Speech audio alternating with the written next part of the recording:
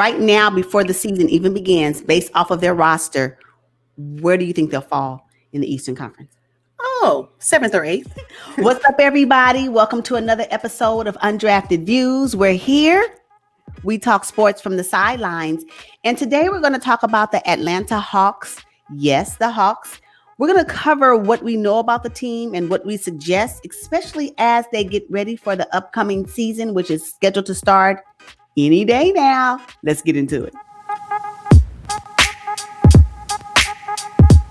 So the Atlanta Hawks finished 14th in the East last season, even though they had superstar, all-star phenom Trae Young and a very nice sidekick in John Collins. Yes. What happened? One of the things that may have impacted them is the fact that John Collins, he was suspended for those 25 games. So that pairing that was missed, it was missed on the team. Now, I don't know if they would have made the playoffs, but they wouldn't have been maybe so low in the ranking when it came to the Eastern Conference. So I believe John Collins missing games impacted the team overall. Yeah, I would have to agree with that because John Collins averages 21 points per game, 10 rebounds, 1 assist. He even gets you about 2 blocks, 40% from the three-point line, which is really good for a forward. And he hits about 60% of his shots overall. So, yeah, they missed all of that production. Yeah, they missed that production. Now, they had other key players, young players on their teams that contributed, of course. But when you're missing one of the second best players on the team, it does have a negative effect on how successful the team will be overall. And that was, for me, that was a key piece that was missing from the Hawks last season. Yeah. Now, Trae Young, he tried. You know, I really like him. He's so fun to watch, isn't he? He's explosive. And actually, I remember watching him when he was with Oklahoma. That's how I found out about him. I was like, who is this guy? And then I want to say within the next year, he was being drafted. So I was super excited about that because he was really exciting to watch when he was at Oklahoma, the few games that I did get a chance to check out with him when he was in college. But I giggle when I see him. I'm like, oh my gosh, he's so good. You know, it's really fun to watch. It's fun to watch. I just love how he handles the ball. I think he really does a great job. It is hilarious to see people skating all across the floor. Oh, yes. And yeah. I love that. I love when he puts the ball between his legs and when he puts it between his opponent's legs. I know. It's such a great watch. And he's really good at follow through because he can get the ball in the basket. Oh, yeah. Really great offensive skill in handling the ball and getting the ball into the basket. But guess what? He can't do it by himself. So if you're missing someone like your John Collins, who equally puts up an offensive effort that really helps with the production of the whole team, and you miss that for 25 games, I think it was. Yeah. It's huge. It's huge. And so then, that's where they are. But yeah, Trae Young is very great to watch. I really and he's only going to get better because they added Rajon Rondo to help mentor him, teach him. I appreciate how the Atlanta Hawks know that they're going to build around Trae Young. They know it. I appreciate that. And as a matter of fact, he's eligible for a max contract in 2022. And based on his production and the way he can draw the crowd, he's going to get paid. Oh, they better pay him. If they don't, somebody else will. I can promise you that. He's really a great point guard. Yes. Oh, my goodness. Okay, so let's talk about some of the other additions that the Atlanta Hawks brought in this free agency period. Well, Danilo Gallinari, he's fantastic. I mean, he's 6'10". I didn't realize he was so tall, but he averages about 19 points per game, 5 rebounds. He'll get you 2 assists.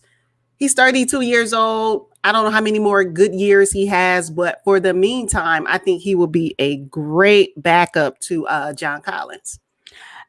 Backup. Didn't he start? He did, but I think Atlanta does not want to ruin the confidence of the young John Collins. Yeah. That's true. That's true. And the chemistry that him and Trae Young have already created together. That is a great pairing. So I agree with that. In having him with his experience can help with that. And also it helps improve their depth. So they're pretty deep right now. So the Hawks also added Bogdan Bogdanovic. I don't know why the Sacramento Kings let him go, but the Hawks were a willing recipient. I mean, Bogdan, he averaged 15 points per game, 3 assists, almost 40% from 3. I mean, he's a pretty good shooter. I mean, with him and Trae Young in the backcourt, can you say logo? He got to be starting. He has to be starting, right? He is, so he's going to be the 1. He's going to be the 2. Yeah, he's starting. He's going to be the shooting guard in the backcourt with Trae. That's going to be amazing. Yeah. I am pleased with that addition to the team. I think that it would help with, can you imagine, just think about it. So we're talking about Trae Young, Bogdan, and John Collins. Well, and just the 3 people we talked about, and there's 2 others, and other people that they added as well. But their production, again, but one thing that the Hawks did not suffer from is low production with points. They are a great shooting team. So adding these pieces to the shooting team can only enhance what they've already done. So it's great. Yeah, no. So in terms of their offense, we already know they can score really well, but they struggle with defense. So that's why they added Kris Dunn, who is a defensive specialist, and also Solomon Hill from the Miami Heat. If you get anybody from the Heat, they're going to be tough. Oh, trust me. And it's really great because they say that Kris Dunn is an elite defender. However, sometimes he could be a hindrance on offense. So, it's just being able to balance that out with this new team. I think with the quickness of your Trae Young, he may be able to kind of help with that. If the ball is astray, he can kind of grab it real quick. So I think it's okay. It's all about creating that chemistry. And since he knows that's what he's brought in to do, really to help with the defensive end, Kris Dunn specifically, I think he'll be okay because he knows what his role is. Sometimes when you know what your role is and you know what you're brought in to do, then you can better help the organization and the team achieve the goals that they have set. So it's good. Yeah. Okay. Now, Clint Capela was traded to them, but he has not played a game for the Hawks. He's a great defensive player. He'll get you a double-double on offense. I mean, wow. Yeah. Wow. Yeah. You know what? He was traded in February of 2020. And then soon after he got traded, the pandemic hit. So he was unable to play at all. So they have not been able to play with Clint Capela at all. So I'm trying to understand what that chemistry looks like for them, how he will now be probably the center 5 position where John Collins was playing kind of both last season.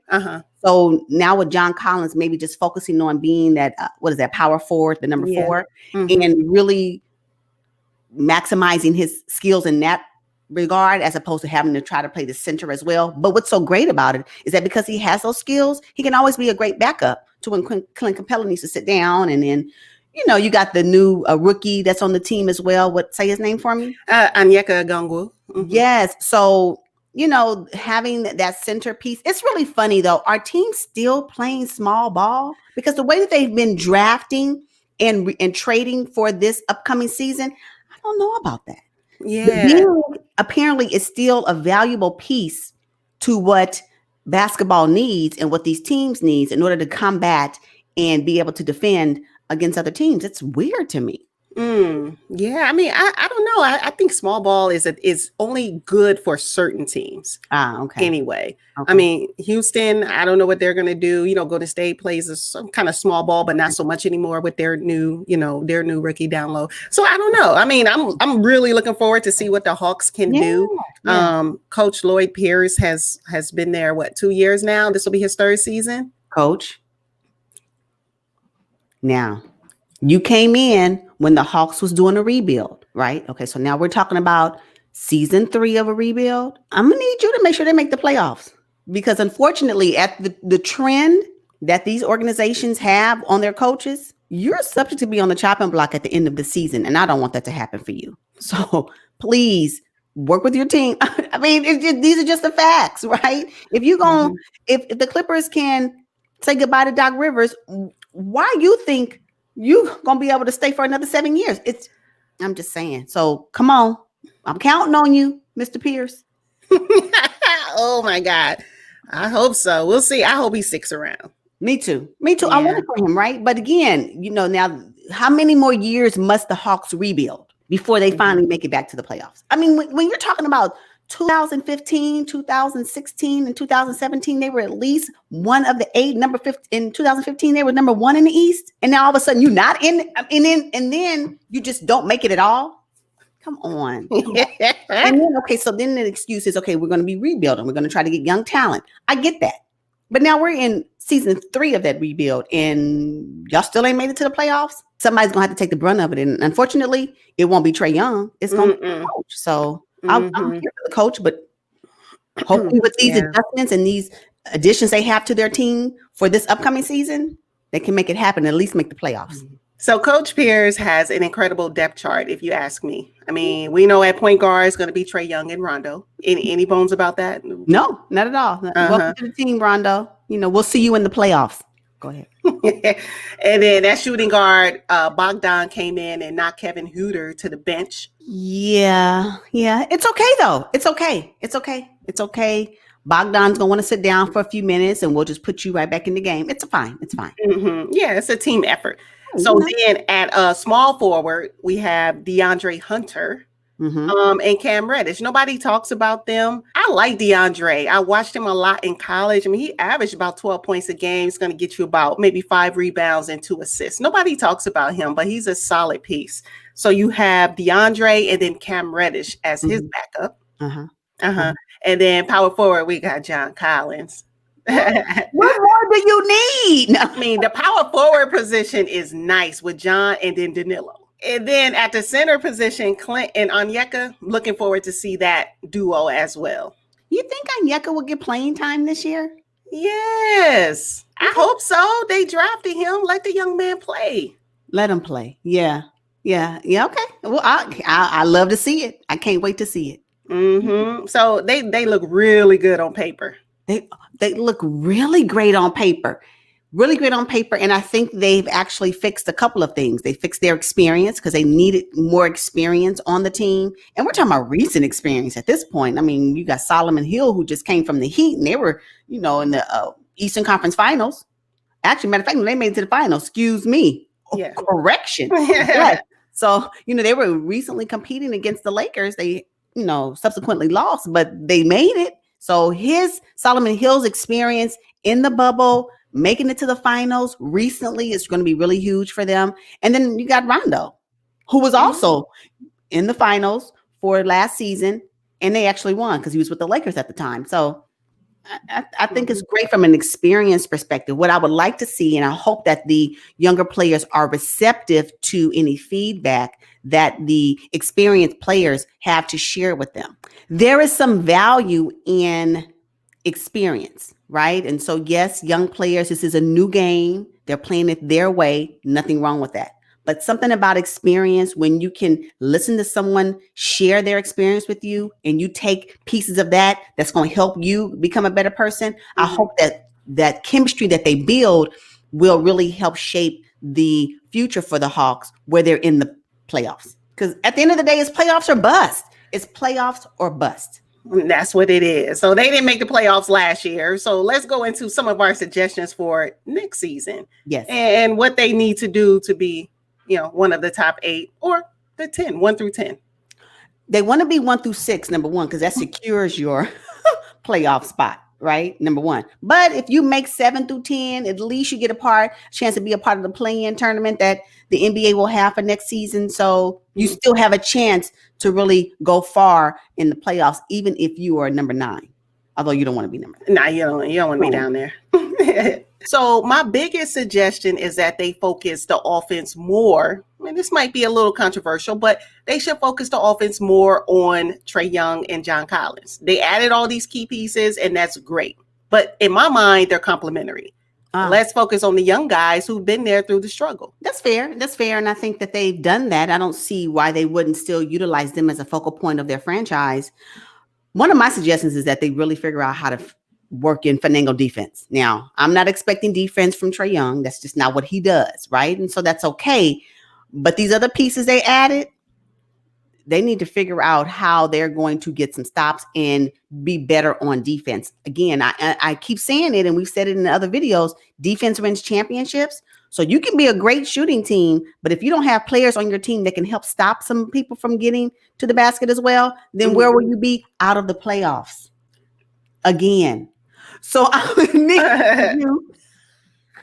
gonna need for you to figure out what your defensive strategy is, what yours is, not what another team's is, but what is yours that's going to help benefit you in the long stretch when we come to the playoffs, because that's what you guys should be aspiring to be, in the playoffs. So it's all great that you're shooting threes from the logo and it looks all good and it's fun to watch. Trust me, I love watching it. But when you get to the playoffs, when you start playing for your next round, you got to figure out some defense. And if you don't have that, then either you won't make it to the playoffs, or you'll be a part of the play-in and you won't make it out of the play-in, or you may go to the playoffs and be one of the 8 seeds. And guess what? You'll be going home in the first round. And you don't want that either. So, how does the Hawks fix defense? And if you're going to bring in Kris Dunn, and he's going to help with that because he's an elite defender, he's one person. So who else on the team is going to help with defense? Now, I guess hopefully we got Clint Capela, you got the new rookie Onyeka. So something got to give, but I think that's one of the things they need to really, really work on, what that looks like for their organization. Okay. Yeah. Good points. Good points.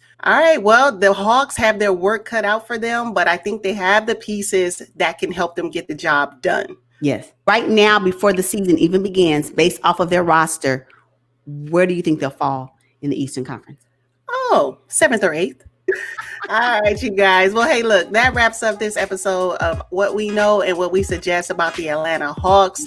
I'm looking forward to seeing them. We are both excited to see how they match up in the East. And then, so make sure you drop down in the comments and let us know what you're looking forward to for next season with the Hawks. Yep. And we will see you guys on the next one. But until then, peace, y'all. Bye.